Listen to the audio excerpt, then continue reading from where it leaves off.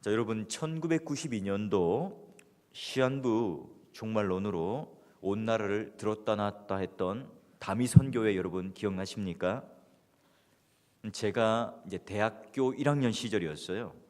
아직까지 제대로 미팅도 한번 못 해보고 있었는데 10월 28일 날 휴거 재림이 온다는 거죠.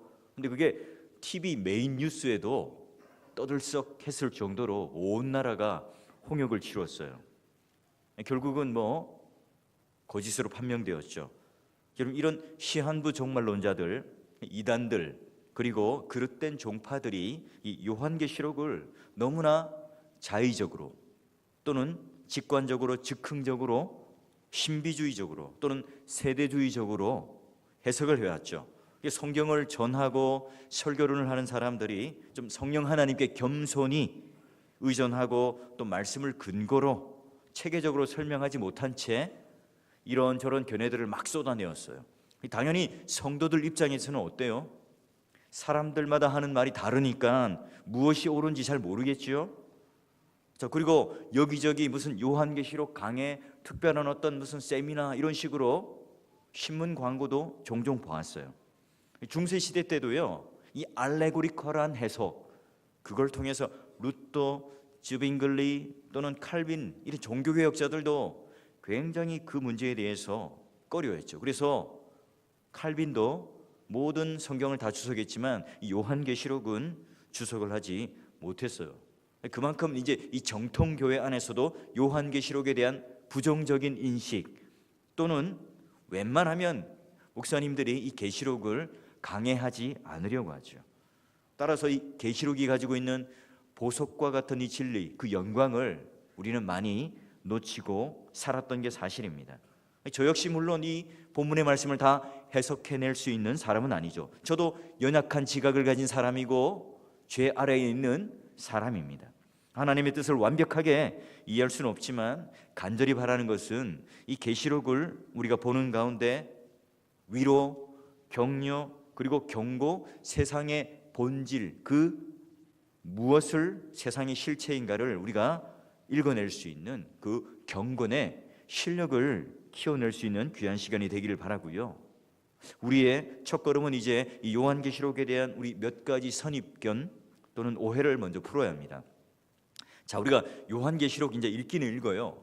성경 통독을 하면서 읽죠. 그런데 도대체 무슨 내용인지 잘 모르겠어요. 어렵죠. 그리고 무슨 무협 만화나 또는 괴기 소설처럼, 판타지 소설처럼 계시록은 내용이 전개되고 있어요. 여러분, 왜 이 계시록은 상징이 많이 등장할까? 왜 이 계시록은 읽기에 무섭고 어려울까? 즉, 눈은 불꽃 같고 입에는 좌우에 날선검이 있고 7개의 뿔이 있고 10개의 머리가 달린 그런 짐승들, 자, 이런 표현들 여러분 딱 보기에도 무시무시하잖아요. 근데 이런 표현들은 구약에 있는 출애굽기의 구원사, 그리고 에스겔, 다니엘, 스가랴 그런 예언서에 있는 구약 성경을 가지고 표현을 빌려서 쓰는 거예요. 여러분, 왜 그러면 이 그림 언어, 묵시문화, 상징들을 써야 했을까요? 장차 도래할 그 새 땅과 그리고 새 하늘은 너무 황홀하고 너무 스케일이 커서 우리의 언어로 다 담아낼 수 없죠. 우리의 설명으로 다 담아낼 수 없어요. 예를 들면 피카소 그림을 보면 저같이 그림의 문외한들이 보면 뭐예요? 어린이 장난질 한 것처럼 보여요. 그러나 해설가들의 설명을 들어보면 그 안에 엄청난 고뇌, 사랑, 아픔, 작가의 어떤 그런 진정성들이 그 속에 녹아 있죠. 자, 이걸 다 서술적인 방식으로 다 설명할 수 없기 때문에 한 판의 그림으로 딱 그려내서 우리들에게 표현하는 거예요. 자, 그리고요, 그 당시 이 편지를 받았던 수신자들의 상황이 중요한 겁니다. 자, 네로 이후로 이제 많은 유대 기독교인들이 핍박당해서 쫓겨났다가 디아스포라가 되었다가 다시 예루살렘으로 돌아오죠. 도미티안 황제에 이르기까지 엄청난 박해를 하게 됩니다. 황제를 섬겨라, 숭배해라. 우리 주 예수 그리스도, 여기는 또 다른 주가 있고 섬기는 왕이 있어요. 그러니 기독교인들에 대해서 엄청난 핍박을 가하겠죠. 그러니 이 편지를 검열하는 로마 정부 관리들, 이 사람들이 이해하지 못하도록 이 편지를 받아보는 사람들은 또 이 내용을 아주 선명하게 이해할 수 있도록 그들만이 이해하는 그림으로, 그들만의 말놀이로 이 편지를 기록한 거예요. 초대 교회 성도들에게는 이 편지가 너무나 선명했겠죠. 마치 우리가 군대에 있을 때에 연애를 하게 되면 바깥에 있는 여자 애인이 향수도 묻히고, 그리고 그 키스마크도 딱 찍고 여러 가지 그림을 그리고 글을 써서 군대에 보내면 뭐예요? 고참들이 항상 검열을 하니까 나만이 할 수 있는 언어를 서로 쓰는 것처럼 오늘 요한계시록도 사랑하는 사람들끼리, 동역자들끼리 그런 언어를 쓰고 있는 것. 자, 그리고 요한계시록 읽으면 왜 무서운가? 심판에 대한 내용들이 많이 나오기 때문에 그래요. 자, 그림을 보면 요한계시록의 그 중심부에는요 4장부터 16장까지가 7인 나팔 대접 심판들로 이루어져요. 그러니 요한계시록 전체의 분위기가 심판이다, 무섭다 이렇게 생각되거든요.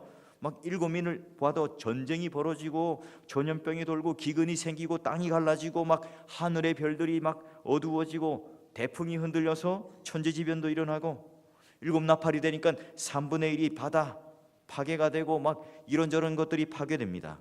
7 대접 그 심판에는 막 큰 성 바벨론이 막 무너지고 하는 일들이 벌어지는 거예요. 그런데 여러분 요한계시록을 읽을 때에 주된 목적은 이런 심판에 대하여 경고하고 무서움을 주기 위한 책이 아니에요. 왜냐하면 요한계시록에 나오는 심판들은 그 대상이 누구예요? 예수를 믿는 우리들이 아니라, 성도들을 위한 게 아니라 하나님을 대적하는 자들에 대하여 심판하는 거죠. 세상의 권력자들이에요. 그 당시 때 로마를 지칭하겠죠. 그리고 세상 배후에 있는 사탄의 세력을 그 대상으로 하고 있는 겁니다. 마치 우리가 출애굽하기 전에 하나님께서 10가지 재앙을 애굽에게 하지만 이스라엘 백성들에게는 오히려 뭐예요? 선명한 구원의 노래가 되었던 것처럼 여기에 나와 있는 요한계시록의 심판들도 다 그런 맥락에서 우리들에게 보여주는 거예요. 그러니 여러분, 세상의 심판은 곧 교회의 구원이요, 세상의 심판은 곧 성도들의 회복이자 구원이에요. 그러니 심판의 참된 의미, 그 대상을 알면 요한계시록은 두려움의 책이 아니라 믿는 자들을 무서워 떨면서 헌금 내시오, 다 갖다 바치고 우리 산으로 들어갑시다 하는 식의 내용에 절대 속으시면 안 돼요. 누구를 향한 대상이라고요? 예수를 믿지 않는 사람들을 향한 심판이기 때문에 절대로 여러분, 하나님 자녀된 백성은 여기에 흔들리면 안 되는 거예요. 그러니 우리들에게 소망을 주는 책이에요. 비록 현실은 이런 고난이 있고 저런 고난이 있지만, 핍박이 있지만 결코 우리는 망하지 않고 성도는 승리한다, 교회는 승리를 얻는다, 이 확신을 우리들에게 주기 위해서 하나님께서 그 중간에 쏙 알맹이처럼 세상이 당하는 심판을 그려놓고 있는 거예요. 또 하나 우리의 오해, 의문점이 뭡니까? 숫자들이 많이 나와요. 1000, 그리고 14만 4천, 666. 자, 뭐 넘버러지라는 수비학도 있겠지만 이런 숫자들을 가지고 막 귀에 걸면 귀걸이, 코에 걸면 코걸이처럼 마음대로 자의적으로 막 해석을 해요. 예를 들어 여러분, 14만 4천 명을 가지고 신천지 집단에서는 정확하게 이 숫자만 들어간다 이렇게 얘기를 해요. 그리고 한때는 막 컴퓨터를 바라보면서 사탄의 표다, 컴퓨터 사용도 하지도 않았죠. 그리고 666 짐승의 숫자다, 바코드, QR코드 이런 거 다 찢어버리고 신용카드 다 잘라버리고 하는 야단 법석일 때가 있었어요. 여러분, 우리 개혁교회 전통에서는요, 항상 성경을 읽을 때는 그런 자의적이거나 신비적이거나 내가 무언가 의미를 부여하는 식의 알레고리컬하게 읽지 않아요. 정확하게 어떤 역사 속에서, 어떤 문맥 속에서, 배경과 상황에서 이 글은 쓰여졌고 의도가 되는가, 그걸 밝히면서 우리는 성경에서 하나님의 의도를 읽어내는 게 바로 우리 개혁교회 전통의 성경 읽기의 묵상의 방법이에요. 그럼 여러분, 오늘 이 요한계시록은요, 서신이죠, 편지예요. 그러면 편지 글답게 누가 발신자며 누가 수신자며 그때 상황은 어떠했는가를 보고 그 안에서 그러면 이건 어떤 의미인가를 1차적으로 밝히는 게 중요해요. 자, 그러면 우리가 이런 요한계시록을 읽을 때에 어떤 유익함이 있을까요? 우리 성경은요, 제일 처음에 어떤 책이 나오죠? 창으로 시작하는데 창세기 그리고 요한계시록까지 이르러 있죠. 하나님을 위한 구속의 드라마. 여러분 응팔 1988년 응답하라, 그거보다 더 재밌는 성경의 구속 드라마가 창세기부터 이루어져요. 그래서 창세기와 요한계시록은 함께 읽는 게 좋아요.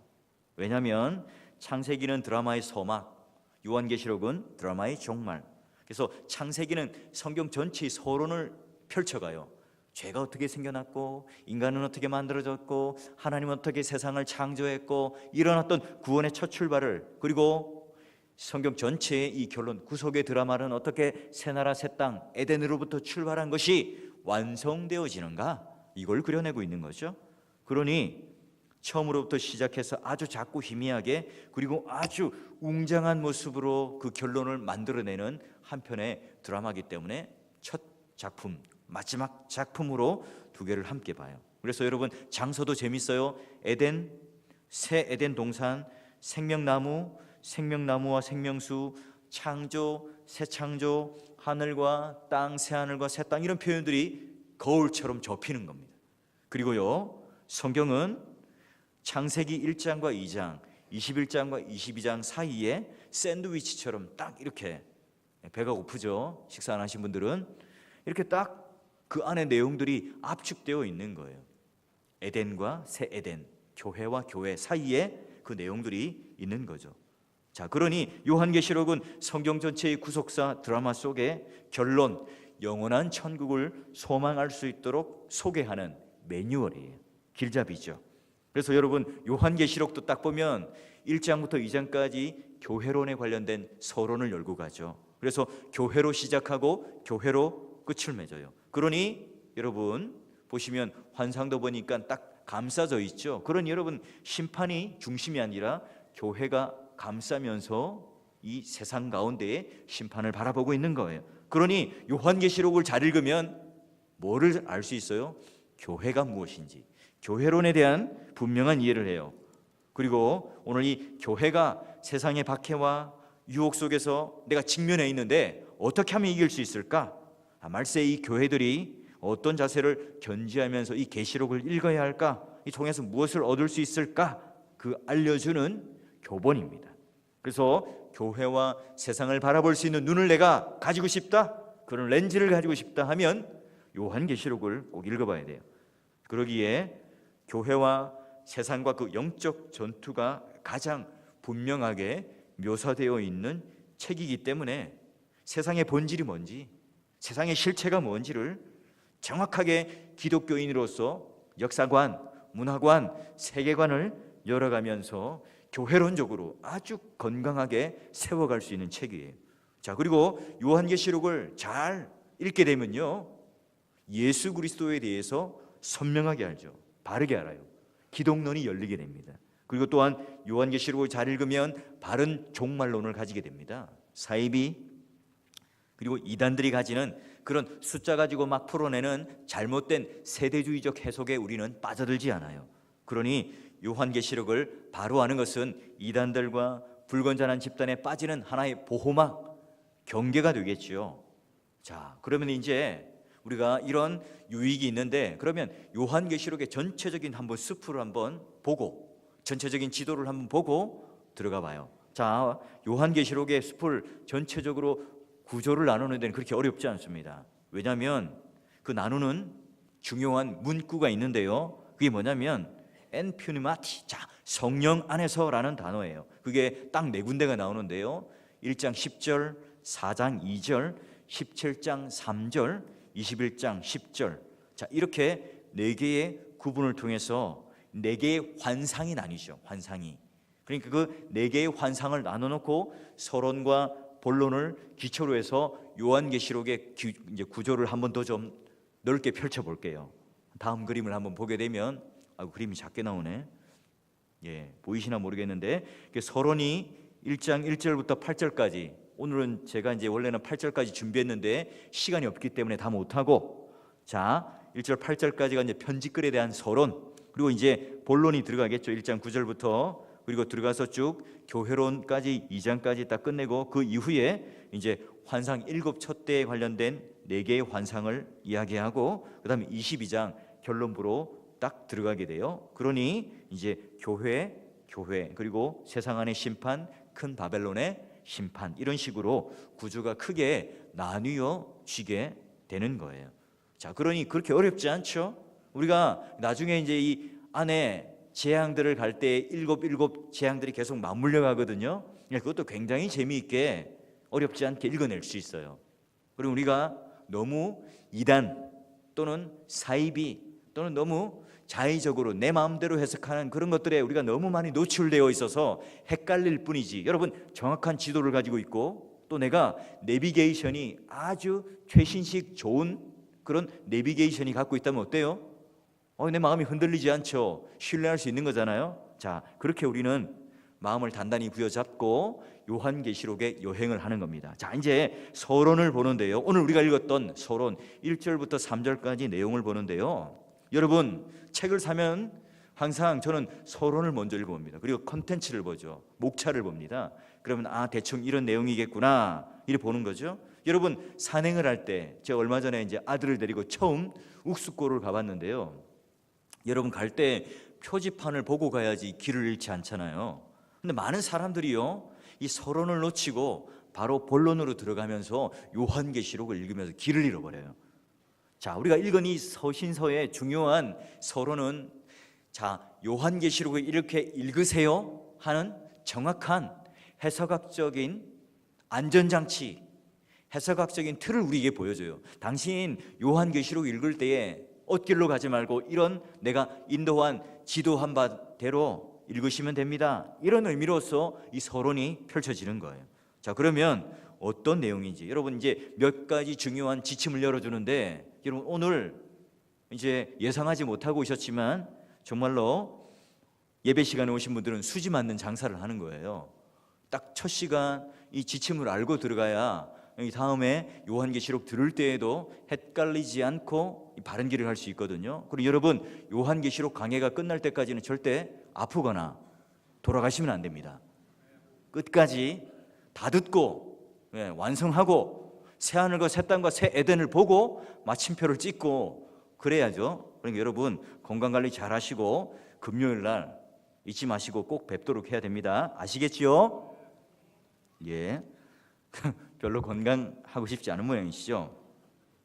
자, 그러면 이 책의 제목이 뭔지를 봐요. 제목이 뭔지 보는데 요즘 책은 뭐 어떻게 돼 있습니까? 표지가 딱 돼 있어서 바깥에 뭐 요즘에는 이제 돈 벌려고 양장본으로 많이 만드는데, 하지만 고대 책은 어떻게 돼 있었습니까? 파피루스라고 하는 그런 것들, 아니면 동물의 가죽을 통해서 돌돌돌 말아서 쓰는 거였죠. 그러니 표지가 따로 없으니 어떻게 해요? 제일 위에다가, 첫 장에 제일 위에다가 책 제목을 쓰는 거예요. 자, 1장 1절 보니까 예수 그리스도의 계시라. 아하, 이 요한계시록 제목과 같군요. 그렇다면 요한계시록의 진짜 제목은 예수 계시록이군요. 그죠? 이렇게 해야 맞겠습니다. 그럼 여러분 계시는 뭡니까? 헬라어로 아포칼립시스. 자, 드러낸다는 뜻이, 계시자가 감추고 있다가 계시를 받는 사람에게 열어 젖혀서 보여주는, 마치 커튼을 쫙 하고 열면 무대가 환하게 비치면서 등장인물들이 누구인지를 우리가 볼 수 있는 것처럼, 그렇게 계시라고 하는 의미는 열어서 보여준다는 의미예요. 우리는 이제껏 요한계시록은 천기누설, 무언가 신비한 것을 풀어서 미래를 점쳐주는 책으로 우리는 자꾸 이해했죠. 왜냐하면 그렇게 해야지 부흥 강사가 있어 보이거든요. 그렇게 해야지 헌금들도 뭐 좀 많이 내면서 강사 사례비도 많이 주거든요. 뭔가 있어 보이거든요. 그게 아니에요. 계시록을 읽어보니 마치 판타지 소설처럼 느껴지고, 각종 색깔들의 말들이 등장하고, 유리바다도 있고, 요상한 용도 나오고, 무슨 음녀가 나와서 춤도 추고, 무슨 괴기 소설 같은 상상력을 발휘하는 그런 소설 같아요. 그러면 해리포터 이야기와 뭐가 다르죠? 자, 그러면 이 사도 요한이 쓴 요한계시록은 사도 요한의 머리의 상상력 속에서 나온 책인가요? 아니에요. 사도 요한의 개인적 상상력이 아니라, 또는 내가 밤머섬에 갇혀서 너무 심심하니까 무료하니까 뭐라도 하나 써야 되겠다 그렇게 만들어내는 작품이 아니라는 거예요. 분명히 뭡니까? 예수님께 받은 계시라는 거예요. 그럼 그 예수께 받은 계시가 어떻게 왔는가, 그 경로를 1절 하반절에 분명하게 얘기하죠. 볼까요? 우리 한번 1절 1절을 한번 함께 읽어봐요. 읽습니다. 시작. 예수 그리스도의 계시라. 이는 하나님이 그에게 주사 반드시 속히 일어날 일들을 그의 천사를 그 종 요한에게 보내어 알게 하신 것이라. 보니까 하나님, 그리고 예수님, 천사, 사도 요한, 그리고 이제 7교회 편지로 가겠지요. 순서를 자세히 보니까 사도 요한이 계시의 근원이 아니에요. 하나님이시죠. 근데 여러분 한번 이런 질문을 할 수 있겠죠. 목사님, 여기는 계시의 근원이 하나님인데 왜 예수의 계시라고 했을까요? 좀 질문이 좀 고차원적인가요? 분명 하나님의 계시가 맞죠. 근데 왜 사도 요한은 일부러 예수님의 계시라는 표현을 썼을까요? 구약의 선지자들은 예수님이 오기 전에는 하나님으로부터 직접 그 계시를 받고 그 하나님의 계시라는 표현을 썼어요. 사도 요한 이후로 예수님께서 성육시 하신 이후에는 하나님께서 예수님을 통해서 직접 말씀하시죠. 하나님의 모든 뜻, 하나님의 생각이 예수님의 생각과 행동과 말로 인해서 보여지는 거예요. 그러니 뭐예요? 하나님의 계시를 하지 않고 요한은 일부러 예수 그리스도의 계시라는 표현을 쓰는 거예요. 예수님과 하나님은 동등한 하나님으로서 오늘 우리가 사복음서 안에 있는 그 예수 그리스도를 더 선명하게 드러내는 목적으로 예수 그리스도를 집중하기 위한 시선으로 끌고 있는 거예요. 자, 그러니 그 계시는 어떤 계시예요? 그냥 계시가 아니라 예수 그리스도의 계시다. 여러분, 이 말도요 수많은 학자들이 싸웠어요. 뭐냐면 공부를 많이 한 사람들은 복잡하니까 그건 예수가 주시는 계시다, 아니다, 예수에 관한 계시다, 이걸 가지고 싸웠는데요. 뭐 저 그럴 거 필요 있습니까? 미련한 짓을 하기보다는 어쨌거나 이 계시가 전부 다 내용이든 그가 전했든 어쨌든 중개자이거나 말을 하는 사람이나 그 내용이거나 예수가 중심이에요. 딱 들어가 있죠. 모든 사건의 중심이 바로 예수예요. 그리고 구약은 오실 예수, 신약의 사복음서는 뭐예요? 예수의 생애를 기록하는 증인들의 기록, 서신서는 예수 생애에 대한 해석, 그리고 이 계시록은 뭐예요? 예수님께서 지금 하시고 있고 앞으로 하실 일에 대해서 해석을 하고 있는 거예요. 그럼 여러분, 예수 그리스도를 지금 현재 하고 계신 일, 앞으로 하실 일에 대해서 내가 정확하게 알고 싶다, 예수 그리스도를 내가 정말 정확하게 이해하고 싶다, 그러면 요한계시록을 분명히 읽어야 돼요. 다른 서신들 책처럼 내가 예수 그리스도의 그 중심에 둔 그 계시록의 열쇠를 여는 가장 중요한 마스터키라는 거예요. 그런 일은 뭐예요? 뭔가 날, 때, 시, 뭔가 환상, 이런 게 중심이 아니라 뭐가 중심이라고요? 예수 그리스도가 중심이라는 거예요. 누가 찬양을 하고 어떤 사람들이 어떻게 부르고가 중요한 게 아니라 누구를 찬양하고 누구를 경배하는가를 봐야 되겠죠. 그러면 이 계시의 내용이 무엇인가? 1장 1절에 보니까 이렇게 되어 있죠. 반드시 속히 일어날 일들을. 자, 반드시 일어난다, 속히 일어난다. 우리는 늘 장래에 대한 불안함이 있어요. 염려, 걱정을 하죠. 그래서 내 배우자는 누가 되며 앞으로 나는 어떻게 사업을 하면 성공할까, 아파트 사면 과연 오를까, 이런 염려와 걱정이 있습니다. 무속인들도 참 많죠. 그리고 전 세계의 미래를 연구하는 학자들도 많습니다. 뭐 한 부류는 좀 이렇게 방울도 좀 흔들고 쌀도 좀 뿌려서 하는 약간 저급한 것이라고 하면, 미래를 점치는 연구소는 좀 세련되게 학문적으로 접근하는 거겠지요. 어쨌거나 불확실한 그 미래를 예측하는 건 똑같아요. 요한계시록은 다릅니다. 차원이 다르죠. 어떤 강사가, 어떤 사람이 이런 숫자를 가지고 미래를 점치며 풀어내는 책이 아니에요. 뭐예요? 이건 일어날 일에 대해서 긴가민가를 이야기하는 것이 아니라 하나님께서 예수 그리스도를 통해서 교회에 반드시, 그리고 속히 할 일, 될 일들을, 반드시 일어날 일들을 요한계시록에는 기록하고 있어요. 그래서 여러분, 요한계시록 22장 가보시면요, 7절, 12절, 20절에 내가 속히 오리니, 이 단어를 계속 연속적으로 쓰고 있는 거예요. 그럼 이런 질문 또 하죠. 목사님, 예수님이 속히 온다면서 지금 예수님 생일이 벌써 2016년이나 지났는데요, 이제는 생일 케이크에 더 꽂을 초도 없어요. 어떻게 하죠? 자, 여기 속히라는 말은요, 다니엘서를 봐야 돼요. 다니엘서 2장 28절에 보면, 화면에 뜨면은 제가 한번 읽어드릴 테니 보세요. 오직 은밀한 것을 나타내실 이는 하늘에 계신 하나님이시라. 그가 느부갓네살 왕에게 후일에 될 일을 알게 하셨나이다. 자, 여기 후일은요, 마지막 날 그 예수님의 재림, 종말을 의미하는 내용의 예언이에요. 그러면 봅시다. 우리가 좀 성경을 크고 넓게 보는 거죠. 여기서 후일 또는 여기서 말하는 속히 온다, 이런 개념은 시간적이거나 물리적인 개념을 말하는 게 아니에요. 성경은 뭡니까? 순서적 개념을 말해요. 창조, 타락, 그리고 구속, 구속은 이제 초림이겠죠. 재림, 이 구간, 이 순서가 있는데 예수님께서 초림과 그리고 다시 오실 이 재림의 구간을 뭐라고 부른다고요? 종말이라고 불러요. 어떤 개념으로? 순서적 개념으로. 그래서 여러분, 이 요한계시록을 보면서 몇 날 며칠이 올 것이다, 이런 시간적 개념으로 풀어내도록 이 요한계시록은 절대 주어지지 않았어요. 우리는 종말에 살죠. 그리고 그날에, 그리고 이 예언을 했던 요한이나 다니엘 선지자나 구약의 선지자들에 비하면 우리는 지금 속히라고 하는 시간 앞에 있는 거예요. 자, 그리고 이제 이 수신자들을 한번 볼까요? 그 종들에게 보이시려고 이렇게 되어 있어요. 어떤 학자들은, 해석학자들은 이건 단임 목사를 가리킨다, 이렇게 되어 있죠. 저는 그렇게 보지 않습니다. 이건 7교회 보편적으로 있는 성도들을 향하여 가리킨다고 봐요. 그래서 이 수신자는요, 1세기 때에 황제를 숭배하지 않는다고 핍박받았고 기독교인이라고 그 공동체에서 밀려났던 사람들, 그 오늘도 세상에 수많은 경쟁 속에 피 흘리며 살았던 그 존재들, 여전히 오늘도 우리는 고된 인생을 살아가면서 사는 보편적인 성도죠. 그래서 오늘 이 영광스러운 계시를 보는, 그리고 이 요한계시록을 접하는 모든 사람들은 바로 그 종들 안에 속하는 사람들이겠죠. 자, 그들에게, 오늘 우리들에게 주는 마지막 적용이 바로 3절 말씀이에요. 우리 3절 말씀 한번 같이 읽을까요? 읽습니다. 시작. 이 예언의 말씀을 읽는 자와